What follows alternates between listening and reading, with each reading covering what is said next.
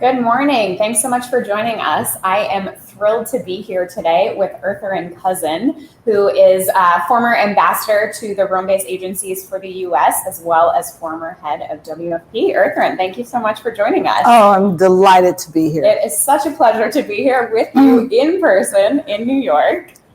And we're both fully vaccinated and have negative COVID tests in the last 24 hours, so we're not wearing masks, but we're safe. All the precautions. Yes. All the precautions. Well, thank you so much for being here.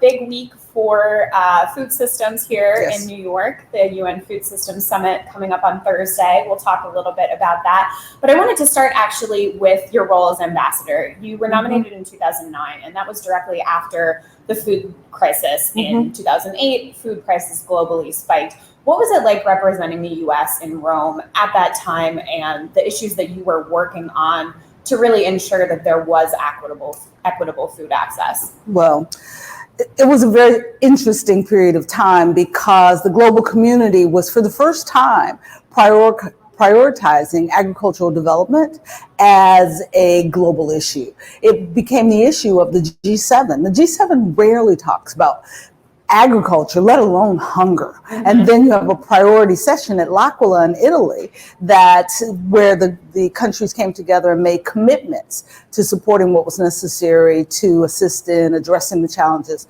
that had occurred as a result of the high food price spikes. Now, what made it even more exciting for me as a representative for the US was we used this as an opportunity to reinvigorate the Committee on Food Security. And so the entire global community came together and re-empowered the Committee on Food Security, brought in not just the NGO community, but the private sector, gave them seats at the table as well on helping us design the solutions that are necessary to address food insecurity. And of course, we're still seeing the fruits of that now, with CFS playing a major role, putting out all kinds of major guidances, papers, most recently the voluntary guidelines on food systems and nutrition. And so after that position, you became head of WFP. What was the lay of the land at that time in terms of the food crises that the world was dealing with, that you were stepping in to lead a massive workforce in responding to? Sure. At the time that I stepped in, about 80% of the crises that we were addressing were quick onset emergencies or protracted crises. The first modification of a program that I signed in April upon my arrival was to increase the program in Syria to 100,000 people, which moved to, correct. Wow. Correct. And the escalations in that program occurred during my time at Syria as executive director. And we see 10 years later that we're still fully operational, not only in Syria, but serving those who are living outside Syria in the refugee camps. Exactly. And of course, still a whole host of other food crises all over the world, which is obviously quite unfortunate and, really is straining the global system at this time when we're also responding to the pandemic. Yes. How are you thinking about those issues being linked and, ways that perhaps COVID response can also be helping address the hunger crisis? Well, as I said, when I came in, much of the work we were doing was quick onset emergencies and those protracted crises. But as you've just noted, we saw additional conflict-related food crisis that create acute hunger because of lack of access, oftentimes, to the population in need. Yemen, South Sudan, Somalia, the other parts of the Sahel, where you have famine-like conditions that are the result not just of access to food, but the inability of the population to feed themselves, the shuttering of markets. And then you layer that with COVID. And so think about you in Yemen, where 5 million people are on the verge of starvation or famine at any particular time because of those dual issues of access and resources. And then you layer COVID on top of that. How do you provide the vaccines that are necessary? The healthcare system is in shambles, let alone the distribution and storage systems that are required for this very particular vaccine.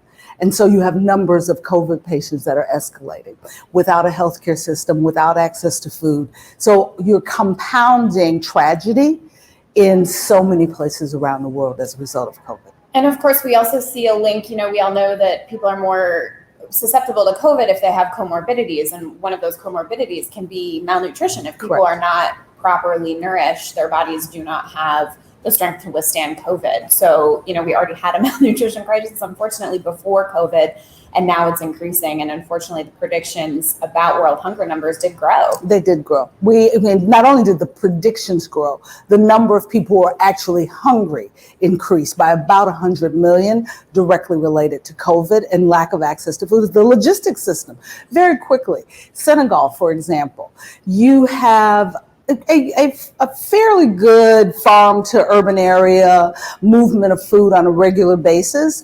You have a lockdown with COVID, and farmers can no longer move during the evening when it's cooler. Mm-hmm. So they're moving produce from the rural areas into the city. You're losing 60 to 70% of the produce because of heat.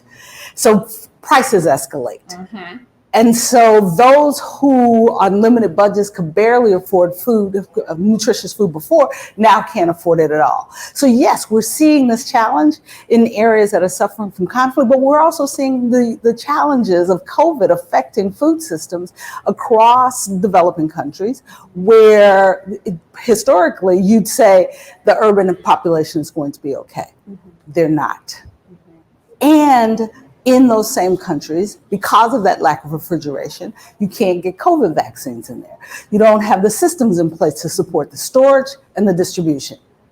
So they're not being vaccinated. So across the continent, on average, you have about less than 2% of the population that's vaccinated. As a result, increasing escalation of COVID cases, comorbidity directly related to lack of access to nutritious food, and the problems continue to grow. Mm-hmm. And I think COVID too has really demonstrated this issue of food systems. We have the Food Systems Summit coming on Thursday. And, previously some people might have said, what is the food system? I don't even know what that is. Am I a part of it? What do I have to do with that? Mm-hmm. And COVID has shown us, like you were talking about, the supply chain issues, or, a farmer that can no longer get their produce to the market when they need to, and prices are going to go up. And I mean, even here in the United States, last year, there were people going to the store and you can't buy any pasta. It's just not on the shelf. And so I think it really has brought together this consciousness around the summit. And, it was announced before COVID. It wasn't convened because of COVID. But I think people now have an understanding perhaps of why we need it. Exactly. And I love the way you talk about it. There was a problem over there. Now we also saw the problem here in the United States. Yes, and unfortunately it takes that sometimes. It is not them, it's us. Yes. That require a transformation of the food system. And when I began this work many, many years ago, we focused on increasing the quality and quantity of agricultural yields. We didn't think about the logistics that were necessary. We didn't think about the waste in the system, the consumer demand and consumer need for more balanced, diverse diets. Now, we recognize that what is required is not just growing more food, growing the right food, and then having a system in place that supports the equitable, affordable access to that food by all parties. You got to get the food to the people who need to eat it. Got to get the food to the people who need it. Well, let's talk a little bit about solutions, and tell me about some of the things you have been working on to push this forward and ensure that this is not a problem we continue to live with. Well, thank you for that question. Very seriously. One of the lessons I've learned over my very long career is that without the financing that is necessary, all the best plans will not be implemented. The best businesses, we will not scale. Programs alone will not solve these solutions. We need market-based programs that allow for a food system that provides the access to affordable, nutritious food for all people, that supports our environmental needs and provides for economic opportunity for all of the actors, from the farmer to the investor to the retailer. So what I've been working on over the last 2 years is how can we scale up new catalyst funding that will support the scaling of businesses along the food system that will help us achieve that goal. And I'm really excited because on Monday we launched the Good Food Financing Network. That's representatives from the public sector, including EFAD and UNEP, as well as from the private sector. Companies like JP Morgan and BlackRock were represented, beginning the conversation of building the narrative around food that we have in the energy sector now. How do we bring the capital to support the different activities that are required to change our food system? It's exciting. And let's talk a little bit about, in just the moments we have left, the link also to climate change, which is a huge topic this year. And like you were saying, there has been sort of this momentum in the energy sector that things need to be transforming, but we haven't seen that in the food system. So how are you trying to make that connection? We need a better narrative, number one, to talk about what is our heuristic in the food system that's like the electric vehicle or the solar panel, that investing in those activities will ensure that we can develop a food system that will meet the goals that we've been talking about as far as the environment is concerned. The challenge is that many in the climate community have had a blind spot when it comes to agriculture. The IPCC tells us that 30% of the greenhouse gases are from agriculture. So we know we must bring agriculture into this conversation. So now we're taking the next phase of the Good Food Financing Network to COP26. And we'll be talking a little bit more about that connection later today. And I do think that's something that is so key for this year when you have these two moments. You have COP26, you have this Food Systems Summit this week. How can those two populations really come together? And do they see that they have to? Well, the science tells us that they must. Yeah, and I think that is huge for this moving forward. And I mean, the amount of greenhouse gases, as you said, is just astronomical. And also the food waste. That's something that I think doesn't also get enough attention. The energy that we put into food that ultimately no one is ever eating. Well, and the energy that we put into food and the greenhouse gases that are emitted from the mountains of food waste around the globe. And much of that is methane. And the last IPCC also did warn us about the detrimental impact of methane even more than carbon. And those are gases that do and are produced by our agriculture and our food system. And the challenge is it's a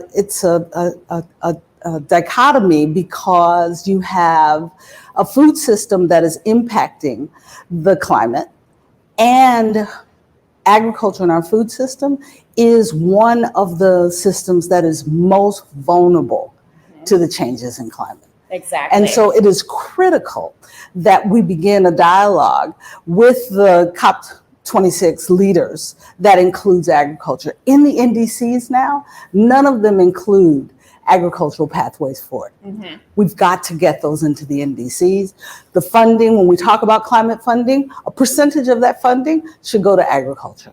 So those are the kinds of conversations that we're looking forward to have with the community of leaders that are in dialogue on what we need to do going forward for climate. And I'm so glad you mentioned, the impact that it also has on farmers. The majority of our food supply comes from smallholders. And these are people that don't have the luxury of weathering a major climate emergency. Right. I've done some reporting out of Central America. They had 2 major hurricanes hit in quick succession last fall, just decimating agricultural production. And, those people don't have a safety net to back them up. And those are the sorts of people that maybe don't feel they have a voice in this global conversation, but are the most affected on the ground. They're definitely the most affected. 500 million smallholder farmers. And what I'm really proud of is that in the conversation that we had on Monday with the Good Food Financing Network, we had farmers represented that spoke, and that will be a part of the dialogue as we move forward in talking about financing.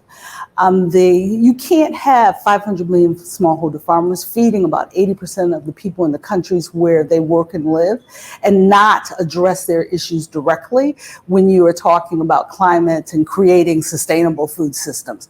Who are we saving the world for if not for the people who are most vulnerable? Exactly. who will never sit in these rooms in New York or Rome or Paris, but depend upon us to make the right decisions that support not only affluent farmers, but farmers that drive the nutrition that people need around the globe.